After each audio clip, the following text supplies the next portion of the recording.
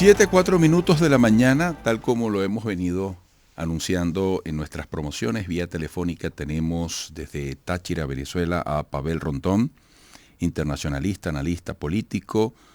Del 2005 al 2007 representó a Venezuela en la Mesa de Diálogo de Paz en Colombia. Señor Rondón, buenos días, bienvenido. Buenos días, Eduardo. Estoy en Caracas hoy. Ah, ok, está más cerquita. Sí, más cerquita. Por razones de salud, de movilidad, no pude ir a la emisora. Ya. Bueno, como hemos informado tempranamente, hoy se reanudan en Caracas los diálogos en procura de la paz entre el gobierno de Colombia y el Ejército de Liberación Nacional. Nos gustaría, porque tú dominas muy bien este tema, bueno, acabo de decir que entre el 2005 y 2007 representaste a Venezuela en la Mesa de Diálogo de Paz en Colombia, pero nos gustaría que pusieras en contexto este momento histórico para los esfuerzos de paz en Colombia entre el gobierno de ese país y el ELN. ¿Cómo se llega a este momento? ¿Qué debe ocurrir? ¿Cuál es la gran premisa en este encuentro previsto para el día de hoy? ¿Quiénes están envueltos en este diálogo? Todo eso me parece que es pertinente. Bueno, de acuerdo. El contexto histórico y el más lejano. Colombia es un país de guerras, pero no es el país que más guerras ha tenido en el continente. Se ha creado esa sensación, porque ha habido más violencia, pero no más guerras. Argentina tuvo el doble de guerras civiles en el siglo XIX que Colombia. Y Venezuela tuvo 2 guerras civiles más que Colombia, según los historiadores. Lo que ha ocurrido lo que encontramos en Colombia es un elevado alto de intolerancia en las oligarquías, tanto en las oligarquías sociales, económicas, como en las políticas. Colombia empezó las guerras internas antes que cualquier otro país, en 1810, en el pleno momento en que se encontraban luchando contra el imperio, contra el colonialismo español. Iniciaron la guerra, lo que se llamó la Guerra Boba por eso, porque estaban peleando contra España y entre ellos. Claro, era una lucha que yo digo política con sentido. Ellos estaban discutiendo entre el federalismo y el centralismo, que por cierto fue una lucha que se hizo en toda América Latina y se hizo aquí también en Venezuela. Esa lucha tuvo un final que la gente no conoce mucho, y fue lo que hubo la primera y única capitulación que ha habido. Bolívar, recibiendo órdenes de Camilo Torres, fue y tomó Bogotá y logró una capitulación, la primera capitulación en Colombia y la única que ha habido. Es decir, se llega a un acuerdo, se entregan las armas al ejército vencedor y se finalizó ese conflicto entre colombianos. Esa es la llamada Guerra Boba. Pero luego ocurrió un evento o unos eventos que yo creo que van a marcar esta historia y esta violencia, que es la fundación de los partidos liberal y conservador. Eso fue por allá en 1839, 1840. Y allí en adelante empezaron las luchas dirigidas por estos partidos. Estos partidos ya no era una lucha de principios ni ideológica como la lucha entre federalismo y centralismo que hicieron en la Guerra Boba, sino que ya era una guerra por posiciones de poder, ya era una guerra por diferencias partidistas. Y así se desarrolla, por ejemplo, la famosa Guerra de los 1000 días, que fue en 1899. Otro elemento importante de esta guerra histórico es que esa guerra fue acordada en Cúcuta, y acordaron una guerra para Venezuela, para Ecuador y para Colombia. Empezó en Venezuela y empezó con armas que le dieron los liberales de Colombia a los liberales de Venezuela. En Venezuela tuvo un resultado de éxito para el liberalismo y Cipriano Castro tomó el poder en octubre de 1899. En Colombia se prolongó y los liberales fueron derrotados. Pero ¿qué ocurrió? Continuó ese siglo, ya estamos en el siglo XX, y vino la violencia en el 48 con el asesinato de Jorge Eliezer Gaitán. Por cierto que hubo también en Venezuela, no un asesinato, pero sí el derrocamiento del presidente.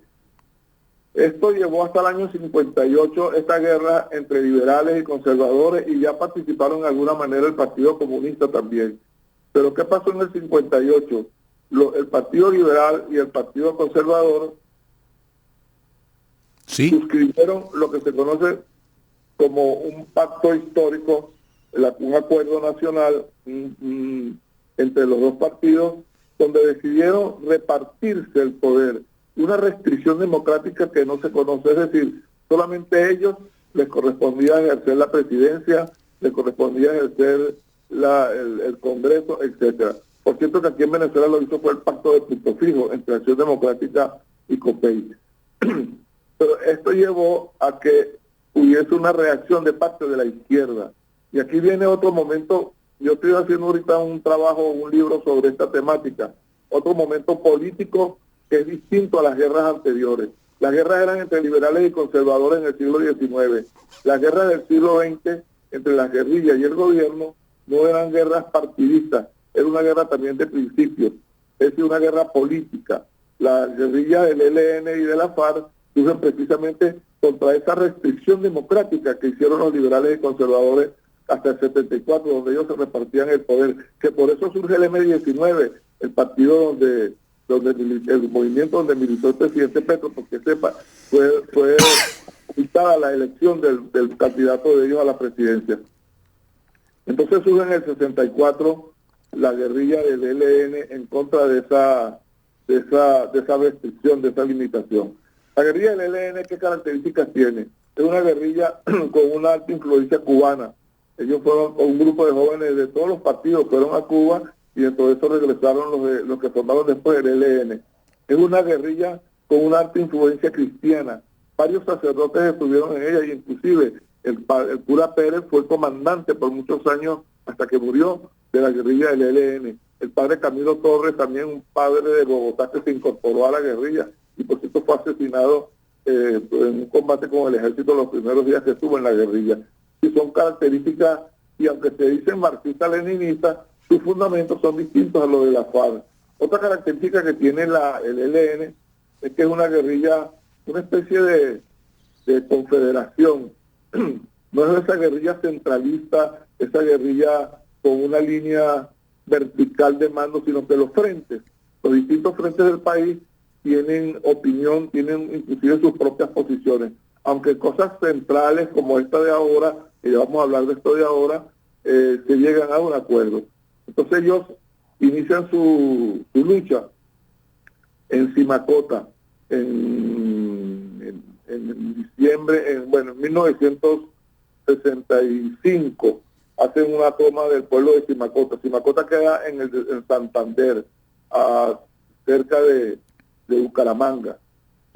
Allí toman un pueblo, leen un documento, por cierto que hay una cosa interesante, el manifiesto de Simacota no lo lee un guerrillero, sino que se meten en un autobús y preguntan por alguien que sepa leer. Hay un señor que dice que sabe leer y ahí lo ponen a leer el manifiesto. Allí llega el ejército después, porque la muchacha del telégrafo llamó por teléfono a su novio. Lo que pasa es que no había tropas cercanas porque estaban combatiendo también en Marquetalia a la guerrilla de la FARC, la FARC que habían nacido también en esos meses, en mayo. Entonces se inicia un combate, hay algunos guerrilleros muertos, ellos se retiran y ahí empieza la lucha del ELN. El ELN y la paz. Pavel, disculpa la interrupción, tengo que hacer una pausa, no sabes con qué interés, estoy seguro te estamos escuchando a través de la radio y la televisión, porque estás haciendo un despliegue de referencias históricas muy interesante, digamos, para reconstruir el escenario actual donde se están dando estos esfuerzos de diálogo por la paz entre el gobierno de Colombia y el ELN. Por favor, mantente en la línea telefónica y al regreso retomas el análisis para ubicarnos en el día de hoy. ¿Ok? Amigos, son las 7:14 minutos. Otra pausa. Volveremos. 7:17 minutos, hora de Venezuela. Qué buena memoria tiene Pavel Rondón, internacionalista, analista político. Del 2005 al 2007 representó a Venezuela en la mesa de diálogo de paz en Colombia. Qué interesante, Pavel, cómo te has venido desde el fondo histórico en un ejercicio, de resumen, hasta este contexto actual en el que el gobierno de Gustavo Petro y representantes del ELN se sientan e intentan avanzar a favor de la paz. Quisiera que retomaras el hilo que traías para destacar la perspectiva de lo que hoy está ocurriendo? Memoria que he leído, porque yo no viví en eso hace 100 años, ¿viste? Sí, no, pero memoria para rescatar esos datos. Claro, Porque claro, claro. se ve que No te para apasiona. recordarlo. Mira, se ve No que te para- apasiona la historia, pero no sí. basta con leer, hay que retener lo leído. Es increíble cómo tú traes desde ese ayer profundo tantos elementos, lugares, fechas. Tienes muy buena memoria, ¿sí?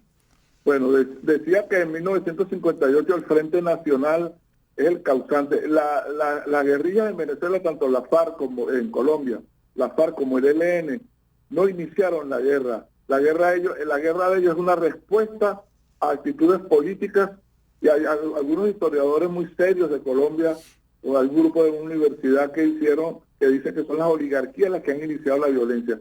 Eso de impedirle a los partidos que no sean liberales y conservadores, que vayan a las elecciones, es un acto de violencia. Entonces, el ELN, pero ¿por qué aparecen las discusiones sobre la paz antes de entrar a la paz a la paz total de Petro? Cuando las guerrillas se plantean la paz y el gobierno se plantean la paz, cuando descubren que ninguno de los dos puede derrotar al otro. La guerrilla no ha podido derrotar al gobierno, no ha podido tomar el poder desde el año 64 y desde el año 64 el Estado colombiano no ha podido derrotarlo. Entonces no queda otro camino sino que llegar a discutir la paz. ¿Y por qué no ha podido y por qué no se ha podido lograr la paz en 6 oportunidades? Bueno, hay que decir algo, que a veces la paz es un pretexto también. Hay un caso muy evidente, que es lo que ocurrió en San Vicente del Caguán, en 1999, que se reunieron la FARC y el gobierno de Pastrana, y no llegaron a un acuerdo. Y lo que estaban buscando allí, ambas partes, era no llegar a un acuerdo, era prepararse para seguir la guerra. La guerrilla se sentía fuerte, estaba empezando, y el gobierno también. El gobierno que logró en ese momento el Plan Colombia. El Plan Colombia es un plan que tenía Estados Unidos de invadir, entre comillas, América Latina, y colocó ejército en Colombia. Cientos de soldados, armas y recursos militares que no eran solo para Colombia, eran también para el resto de los países y para África, porque más fácil se llega de Colombia y de Venezuela a África que de Estados Unidos, es directo, ¿no? Bueno, entonces ese es otro momento, esa es otra razón por las cuales se llega a discutir de paz y no se llega a acuerdo. Eso de San Vicente de Caguán es un ejemplo. Al salir de allí, el ejército recibió los Black Hawk, unos helicópteros muy técnicamente desarrollados que se pagan en el aire, etcétera, y cambiaron la guerra en Colombia. Ahora bien, ¿por qué se empieza la discusión? La discusión en estos momentos. Primero, el ELN ya quiere la paz, porque se ha dado cuenta, algunos de ellos ya empezaron a los 20, 25 años, 19 años, empezó el comandante Antonio García, salió de la universidad de una universidad de Santander, y ya, bueno, han pasado 40 años, ya van para los 60, 70 años, y no han logrado el triunfo, y no solo por un problema de edad, sino por un problema político, no han logrado el triunfo, y no hay posibilidades. Y el ejército no ha podido. ¿Por qué no han podido? No porque la guerrilla tenga razón o no tenga razón, esa es otra discusión, sino porque es una forma de lucha difícil de precisar. Es decir, los guerrilleros son a veces guerrilleros de la noche. Un señor es campesino en el día y está en su casa, y en la noche sale y hace una operación y regresa. ¿Quién lo detecta? ¿Cómo saben? Es muy difícil. Ahí la movilidad. La guerrilla está en un lugar y luego se mueve a otro. Es decir, un principio de la guerrilla es la movilidad, el secreto y la nocturnidad. Eso es muy difícil de combatir porque los ejércitos están entrenados para combatir a campo abierto, de día, con ejércitos, con tropas, con cañones, etcétera. Entonces hay una desigualdad, y por más que se entrenen los soldados, no logran resolver ese problema. Entonces, ¿qué discute el ELN? Yo estuve, como tú informaste, yo estuve en los diálogos del 2005, 6, 7. Esos diálogos, eso fue que yo estaba de ministro encargado de Relaciones Exteriores, y estaba en aquel momento estaba en el gobierno con el presidente Chávez. Y cuando estaba allá me llaman y me dicen, mira, el presidente Chávez lo llama, lo solicita que vaya. Fui al piso 18 del hotel donde estaba reunido el presidente Chávez con el presidente Uribe. Y entré y el presidente me dijo de una vez, él me decía Pavel, no Pavel. Dice, mira Pavel, Álvaro está pidiendo que nosotros los apoyemos en la discusión con el ELN, que empiece el lunes en La Habana, y tú vas a ser el representante de Venezuela. Así fue que yo me incorporé a eso. Bueno, yo tuve oportunidad no solo de ser facilitador, sino en algunos casos de ser hasta mediador, porque estaba en el medio de los dos sectores del Alto Comisionado para la Paz, de Uribe, y del comandante Antonio García y de otros comandantes, y hubo un momento pero de tensión, y cuando digo de tensión, casi de enfrentamiento allí personal, y me tocó mediar, y por cierto hice observaciones al ELN y al gobierno, al representante del gobierno. Al ELN, algo que se sigue diciendo de ellos. El ELN planteaba en aquel momento no firmar la paz, lo que planteaba era que se resolvieran los problemas de la tierra, los problemas de la injusticia, los problemas de los derechos humanos, etcétera.